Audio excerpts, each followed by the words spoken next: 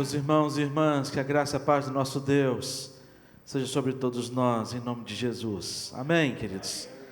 Como é bom a gente viver o dia de hoje, um dia tão feliz para todos nós, Dia das Mães. Dia não, mãe é mês das mães. Pai que é dia, né, Paulo? Pai é dia dos pais, agora mãe não. E futuramente, em breve, será o ano das mães. Vai começar de janeiro, vai terminar em dezembro. E como é bom a gente celebrar, porque mãe para a gente é muito especial. A gente que pode viver com as nossas mães, a gente que tem, alguns têm apenas a saudosa lembrança e grata lembrança de viver com as mães, o quanto aprenderam com elas. Então, para a gente é motivo de muita alegria poder celebrar esse dia tão especial. E nós temos abordado o tema nos domingos pela manhã, família bíblica imperfeita. Famílias bíblicas imperfeitas. O que nós podemos aprender? E a gente pode aprender tanta coisa. Eu quero convidar você a abrir sua Bíblia no texto de Jó, capítulo 2. Jó, capítulo 2, versículos 8 a 10.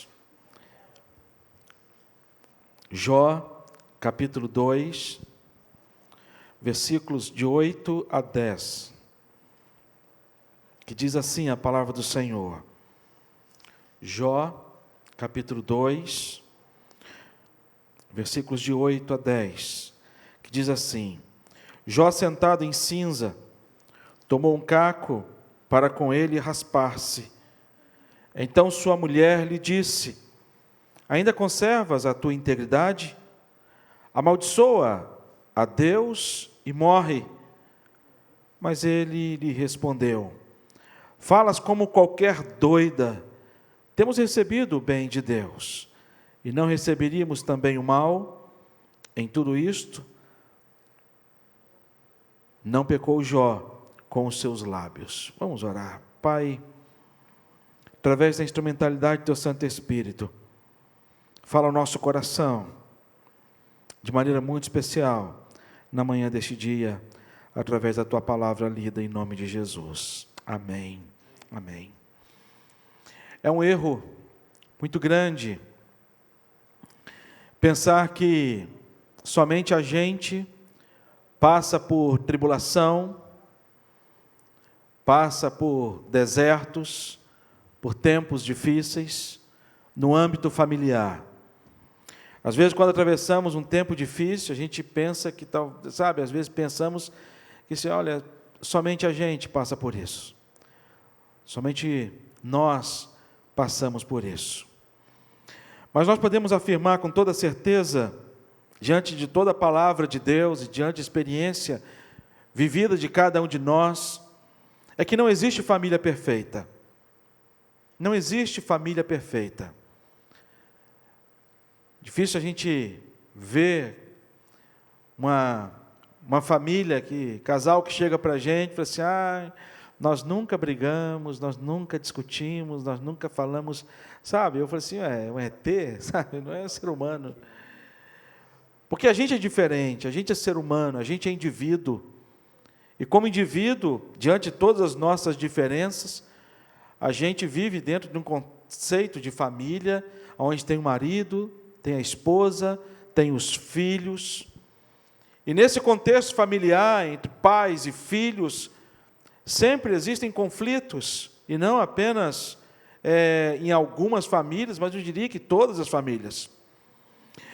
E quando a gente fala em dificuldade, imperfeições na família, algumas pessoas podem estar pensando: pastor, que bom que você está falando isso, porque na minha família, de fato, a minha família não é perfeita. Nós temos imperfeições na minha família. O senhor não conhece o tio que eu tenho. Sabe? É um tio que dá trabalho. Sabe aquela expressão que sempre existe um lobo no meio da família? Sempre existe aquele que dá mais trabalho e dá trabalho.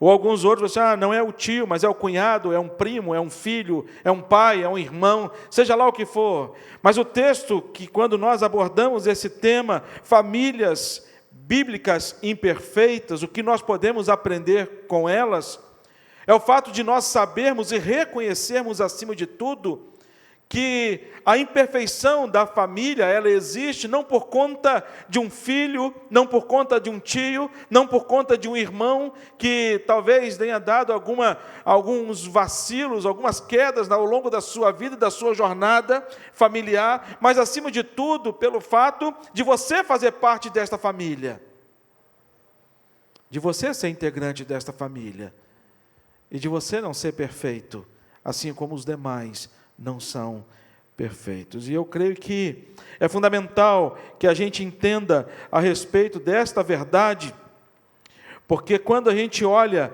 para esta verdade, a gente aprende de maneira muito clara, diante da palavra de Deus, que a Bíblia ela não trata das famílias ou dos personagens de cada família, dos componentes de cada família, como o hall da fama.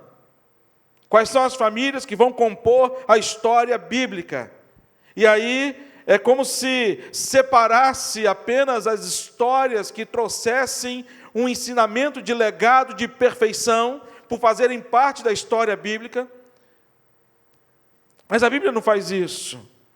A Bíblia, ao invés de fazer isso, ela pega histórias reais, verdadeiras. E por isso que eu me apaixono com a palavra de Deus. E eu disse isso na quinta-feira, aqui no culto. Me apaixona a palavra de Deus, que a palavra de Deus não esconde os fatos.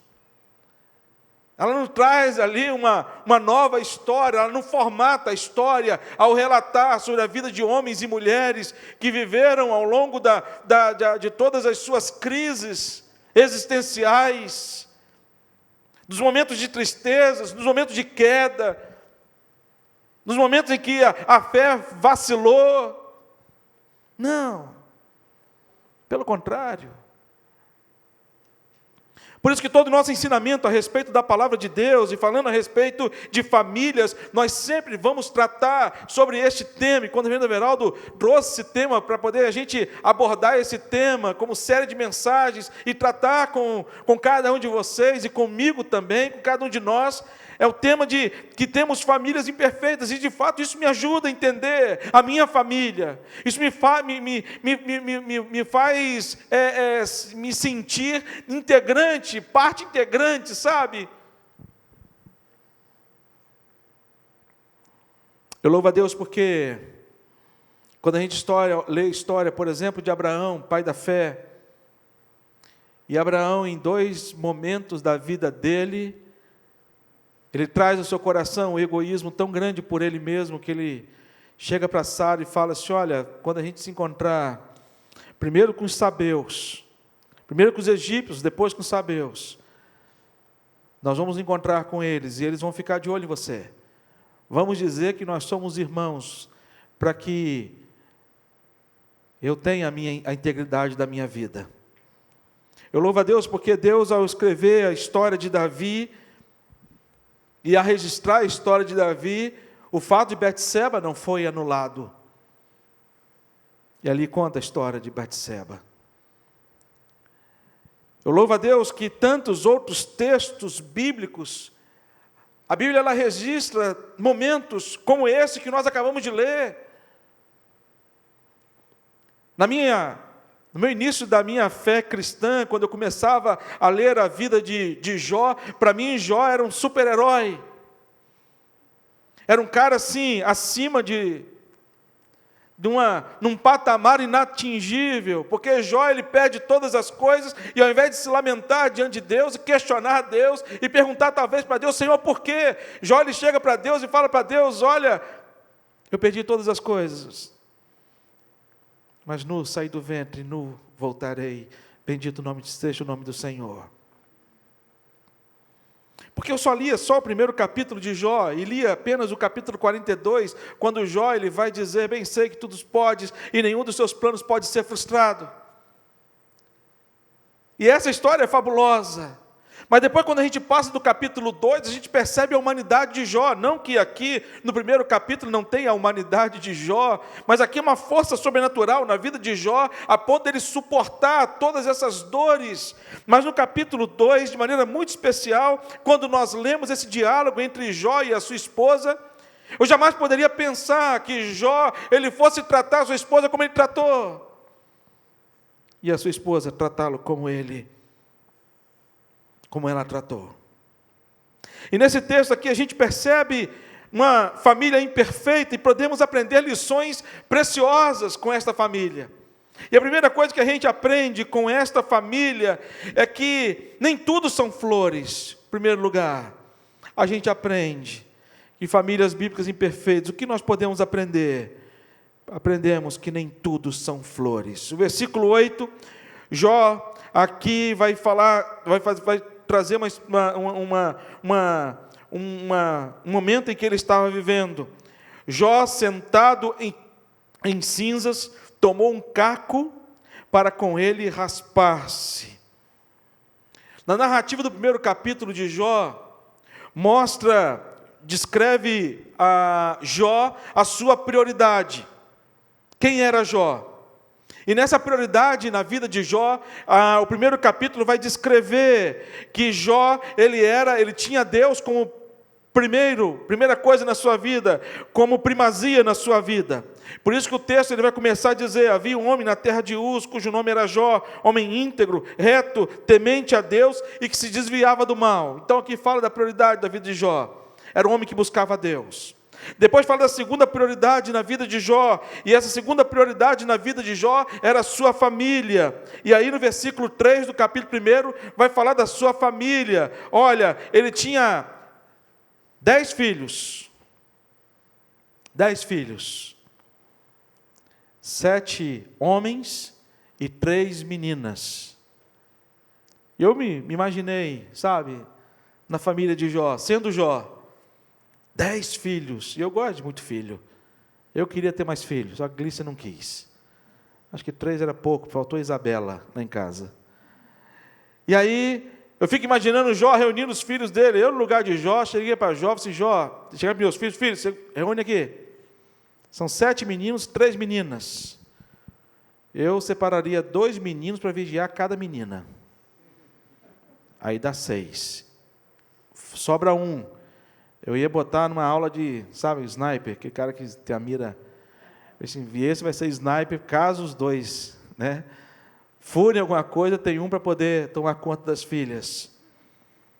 Mas Jó tinha um carinho muito grande, um amor muito grande pelos seus filhos, no entanto que zelava pela vida material dos seus filhos, pela vida espiritual dos seus filhos. Mas aqui o texto vai dizer também que Jó ele tinha uma realização pessoal, que é terceira prioridade na vida de Jó. Primeiro Deus, segundo a família, a terceira realização pessoal, terceira prioridade na vida dele. Jó ele tinha 7.000 ovelhas, 3.000 camelos, 1.000 bois, 500 jumentas, inumeráveis servos, incontáveis.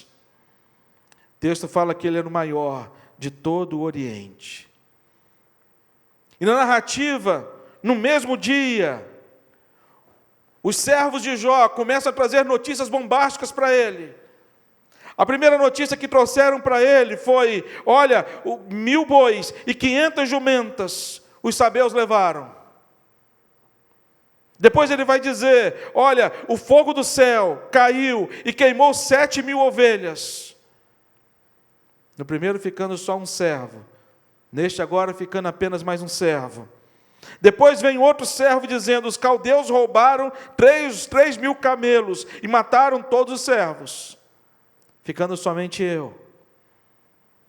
Depois eu creio que a notícia mais difícil para ele foi quando um servo veio e disse: olha, veio um vento muito forte, deu nos 4 cantos da casa, a casa caiu, a casa de um dos seus filhos, onde todos estavam ali reunidos, e todos morreram, inclusive os servos, sobrando apenas eu. E eu vim dar a notícia. E a gente sabe que toda essa ação é fruto de um diálogo entre Satanás e Deus. Quando Deus olha para Jó e fala: você está vendo meu servo Jó? homem reto, íntegro, temente a mim, que se desvia do mal.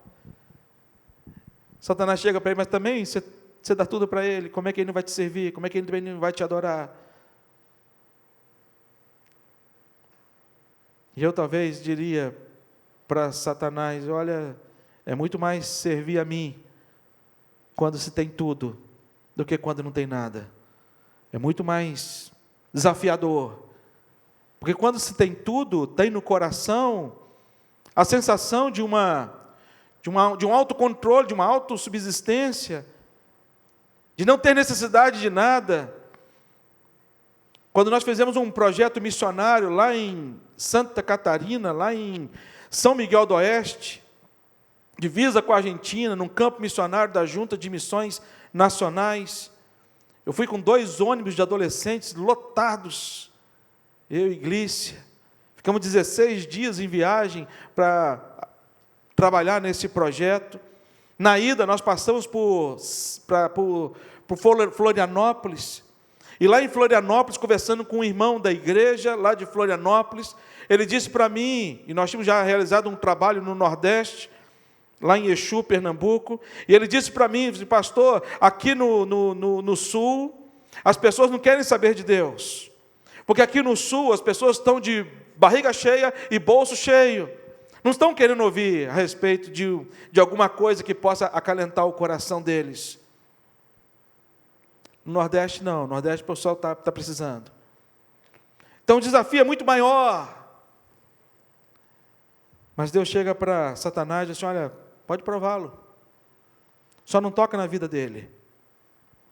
E Satanás ele vai na contramão das prioridades de Jó. A prioridade de Jó era Deus, era família, era além de Deus, família. A outra prioridade dele era as realizações pessoais dele.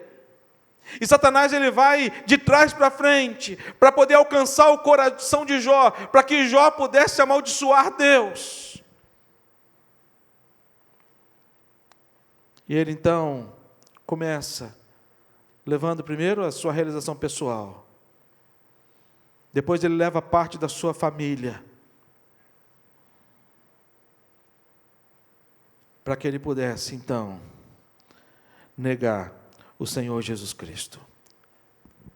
Lendo o texto, embora o nome da esposa de Jó não apareça aqui no texto, mas nós podemos afirmar, embora não esteja explícito no texto, que a dor da esposa de Jó era semelhante à sua dor.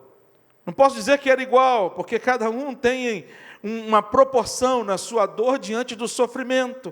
Não vou dizer que era maior ou menor, mas era semelhante, porque ela também havia perdido os seus filhos, ela também havia perdido as posses, ela era como uma rainha dentro daquela casa, sendo servida por várias pessoas, e uma mulher que tinha tudo, vê tudo da noite para o dia se perder.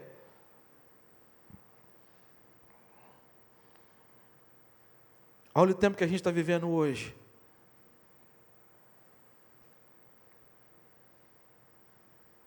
Tem um amigo que ligou um dia para mim, às 2h da manhã. Meu telefone, quando toca às 2h da manhã, meus irmãos, eu falei assim, meu Deus, eu penso na minha família, né? Eu falei assim, meu pai, quero nem atender, tomara que seja lá de casa. Aí eu olhei, não conhecia o número, eu falei assim, bom, não é lá de casa. Aí atendi o telefone, era meu amigo, chegando para mim, falou assim, Davidson, eu estou ligando para você, para me despedir de você. Eu falei assim, me despedir, é isso, rapaz, vai viajar para onde? Essa hora, 2h e pouco da manhã? Eu disse, não, estou ligando porque eu vou tirar minha vida. Eu falei, mas por que tirar sua vida, cara? Qual é a razão? Eu falei assim, olha, você sabe que eu sou empresário, que eu assumi a empresa, que era do meu bisavô, que passou para o meu avô, que passou para o meu pai, e que o meu pai passou para mim. E que diante dessa pandemia, eu fui obrigado a fechar a empresa, porque eu quebrei. Eu sou uma vergonha para o meu bisavô, sou uma vergonha para o meu avô, sou uma vergonha para o meu pai, e eu sou uma vergonha para os meus filhos. Eu perdi tudo. E graças a Deus ele não tirou a vida dele. Está vivo até hoje. Se reestruturando, se reerguendo, pela graça de Deus. Olha o tempo que a gente está vivendo hoje. Quantos telefonemas nós, pastores, recebemos ao longo dessa pandemia, de esposas que chegaram e perderam seus entes queridos.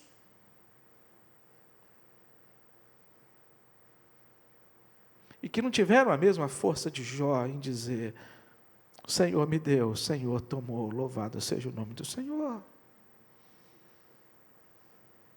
Mas que trouxeram os seus corações o peso, a dor da perda.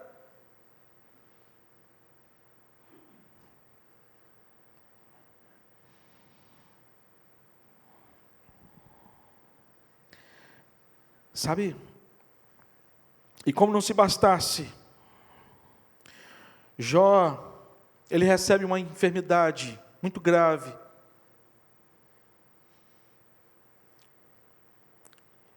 Satanás, ele lança sobre Jó uma enfermidade, que obriga Jó a sair da sua casa e morar no lixão da cidade.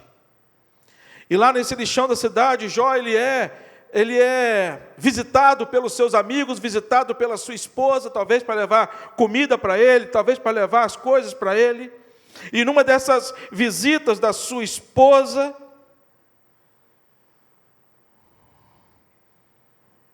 ela mostra para a gente, através desse texto, que nem tudo são flores dentro do seio da família. Eu fico imaginando a história de Jó, sabe? Homem temente, reto, íntegro, que se desviava do mal. Esse homem, ele não teria que passar por tudo que ele passou, viver por tudo que ele viveu. Mas aprove a Deus que ele vivesse tudo isso que ele viveu, e talvez no coração dele, e com certeza havia no coração dele todo esse sentimento, porque mostra para a gente o quanto isso é real na vida da família, de modo geral, em dizermos que nem tudo são flores.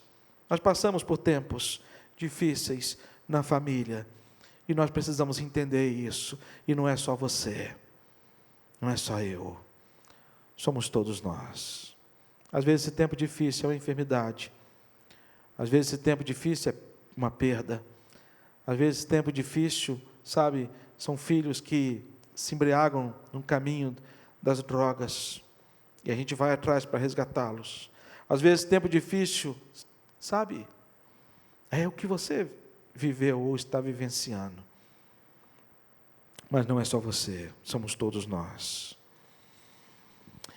Segunda coisa que a gente aprende nesse texto é que famílias bíblicas imperfeitas, o que nós podemos aprender? Podemos aprender que nem sempre a culpa é do outro. Olha o que o versículo 9 e 10 vai dizer. Então sua mulher lhe disse: ainda conservas a tua integridade? Amaldiçoa a Deus e morre. Mas ele lhe respondeu: falas como qualquer doida. Nem sempre a culpa é do outro. E nós, seres humanos, nós temos uma facilidade muito grande de culpar o outro por causa das adversidades que acontecem dentro da família. Isso não é de agora, isso não é do nosso século, isso é desde o Gênesis. Quando veio o pecado na humanidade, quando Deus questiona o homem sobre o pecado, aí Adão transfere a responsabilidade para Deus. Ao invés de assumir a responsabilidade de dizer para Deus: Senhor, foi eu que pequei, eu assumo a responsabilidade. Mas ao invés disso ele vai dizer: a culpa é do Senhor, a culpa não é minha não. Porque foi a mulher que o Senhor me deu. Ele nem culpou tanto a mulher, ele culpa mais a Deus do que a mulher. A culpa é do Senhor. Ele chega para a mulher e fala assim: o que você fez? Ela disse: não foi eu, foi a serpente. E aqui nesse texto, havia no coração desta mulher uma dor muito grande. Mas mais do que isso, a gente percebe que ela tenta encontrar aqui um culpado para toda essa dor. Ela chega para ele e fala assim: olha, amaldiçoa este seu Deus e morre, porque talvez no coração dela, se Jó morresse, toda maldição haveria de por fim.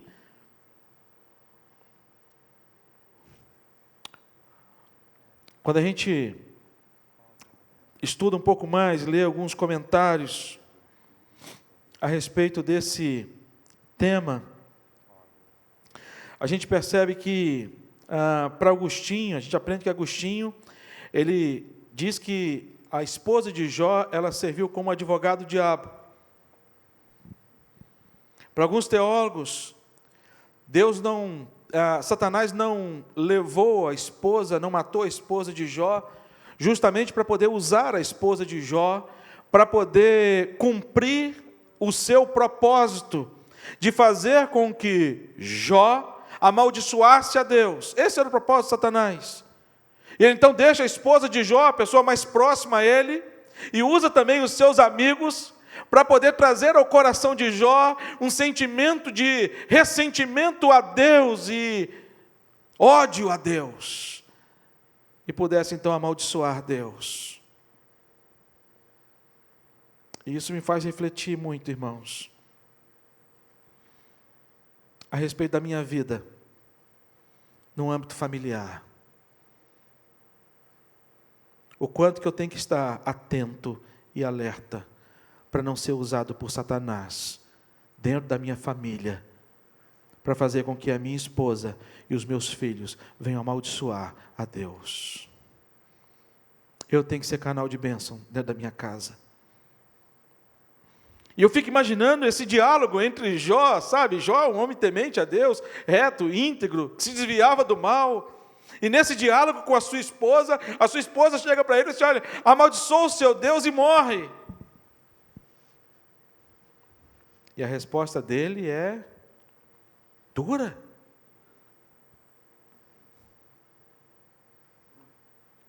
Se eu tivesse dito o que Jó disse,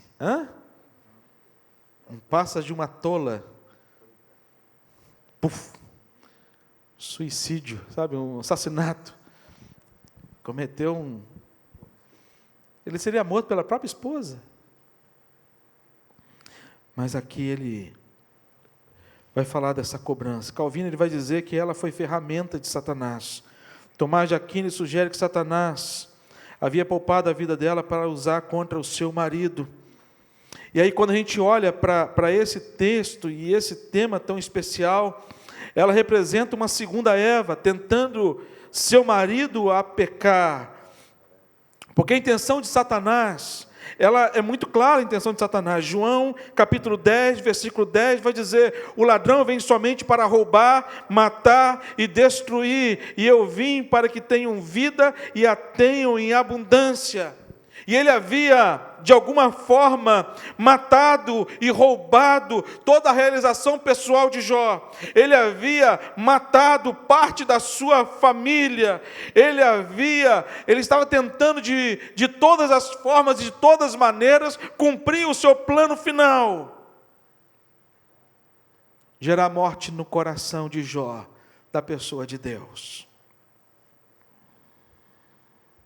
E Satanás ele vai usar todos os meios e todas as artes e todos os métodos para poder realizar o propósito dele nas nossas famílias. Vai usar pessoas próximas a gente e muito próximas a gente.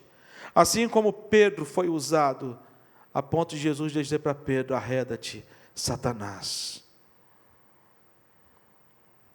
A culpa era de quem? A culpa era de quem? A esposa de Jó culpa Jó. E quando a gente começa a ler o capítulo de Jó, os outros capítulos, a gente percebe que Jó, ele, ao ouvir a sua mulher, ao ouvir os amigos, aquilo vai tomando o coração dele, E ele começa a entender que ele não era o culpado, ele não merecia passar por tudo aquilo que ele passou. E Jó, de alguma forma, ele começa a inclinar a sua culpa para a soberania de Deus, e para o cuidado de Deus, e para o juízo de Deus. Ele começa a questionar o juízo de Deus.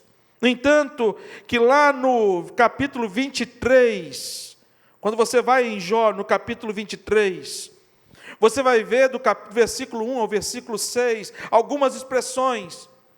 Jó lá, enfermo, depois de perder tudo, depois de ter a cobrança da sua esposa, a cobrança dos seus amigos, de tudo aquilo no seu ouvido, ele se alimenta de tudo isso, e ele chega diante de Deus e fala para Deus: Senhor, a minha queixa é de um revoltado. Jó se revolta diante de Deus. Jó, ele chega para Deus e fala para Deus: Deus, a minha queixa é de um homem muito bravo, um homem muito nervoso, um homem muito descontente com toda a situação que eu estou vivendo, com todas as perdas que eu tive. Uma outra expressão que ele vai usar no versículo 3 do capítulo 23. Ah, se eu soubesse onde eu poderia te encontrar.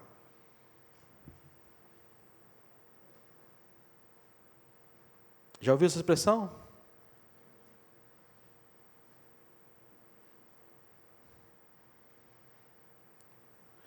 A pior coisa para mim é quando, na escola, alguém chegava para mim e falava assim: David, a gente se encontra lá na saída da escola. Eu sempre fui pequeno, mas sempre tive amigo grande, sabe? Eu sempre procurei ter amigo grande. Mas era terrível. Eu não preocupava, eu não aprendia mais nada na aula. Mais nada. E ele chega para Deus e fala: se eu soubesse onde eu poderia te encontrar. E ele chega para Deus e fala assim: olha, versículo 6, ele vai dizer: acaso, segundo a grandeza do seu poder, o Senhor contenderia comigo? Jó chega para Deus e fala assim: Deus, se eu tivesse como chegar diante do teu tribunal, eu não precisaria nem de advogado para defender minha causa. Eu encheria as minhas bocas com palavras e argumentos, e o Senhor não teria como contender comigo, e eu ia mostrar para o Senhor o quanto o Senhor foi injusto para comigo. Versículo 7, ele vai dizer: ali o homem reto pleitearia com ele. Interessante ler Jó, é que Deus não responde Jó na mesma hora. Deus não chega para Jó assim: ô Jó, me desculpa, foi sem querer, sabe? Poxa, eu estou arrependido de ter feito, sabe? Ter feito você passar por tudo isso, Jó, me desculpa, alguma coisa nesse sentido. Mas Deus não. Deus deixa Jó no silêncio, nos seus questionamentos, nas suas dúvidas, na sua dor. E a resposta de Jó se dá no capítulo 38, até o capítulo 41. Quando Deus ele chega para Jó e pergunta para Jó: quem é este que escurece os meus desígnios com palavras sem conhecimento? Em outras palavras, Deus chega para Jó e fala assim: quem é esse ignorante que está falando comigo?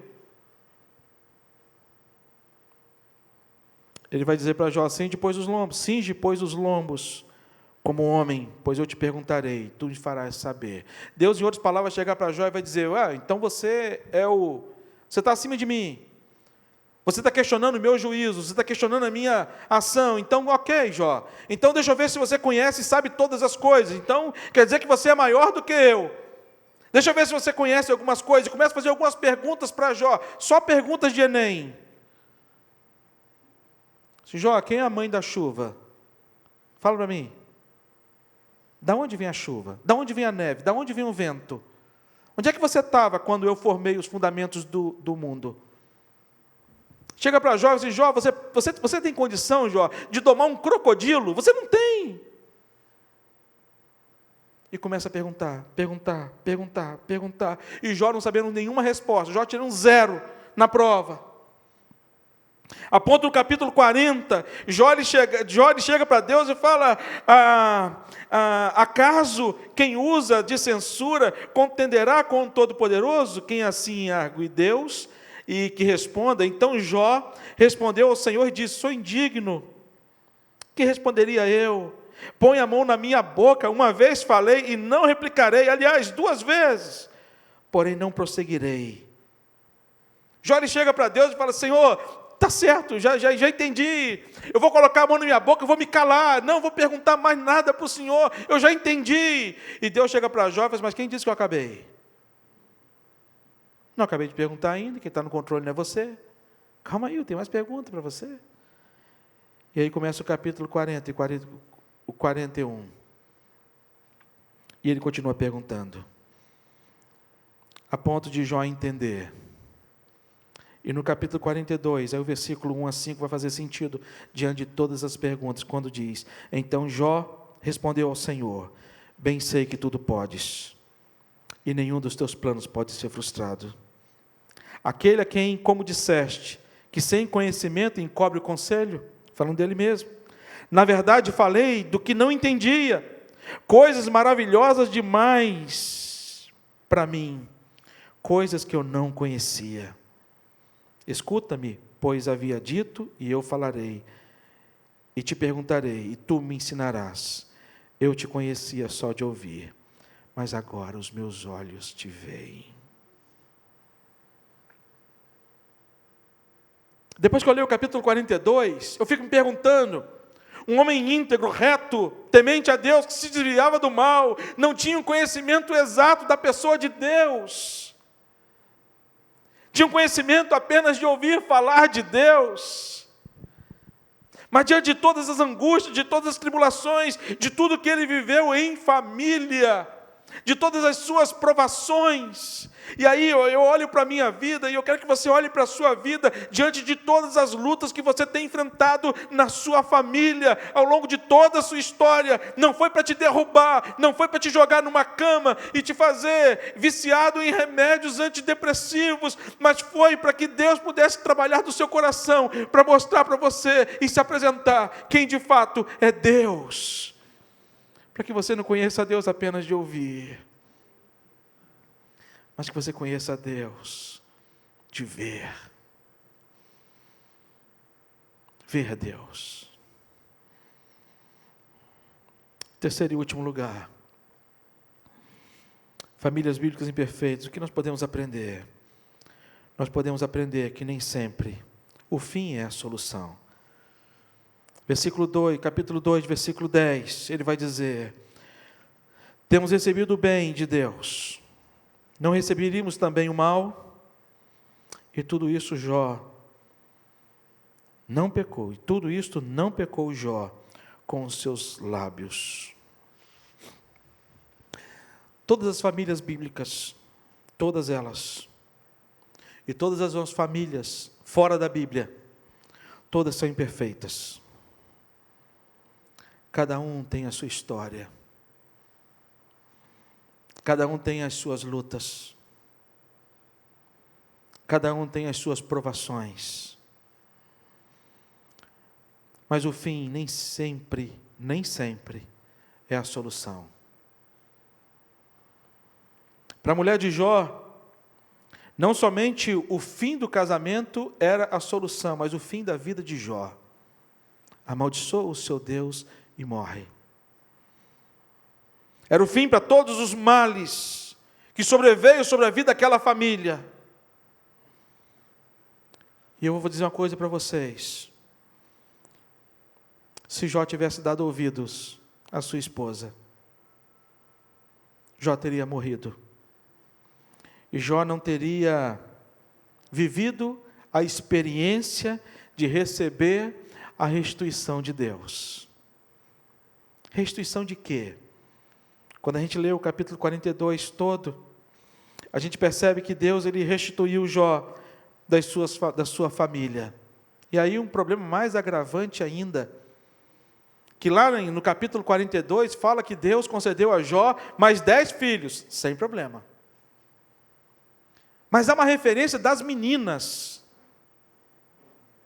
que o texto vai dizer que eram as mais lindas. 7 meninos. Eu talvez chegaria para Deus e falaria assim: Deus, me dá mais homem para tomar conta dessas meninas, porque 7 é pouco.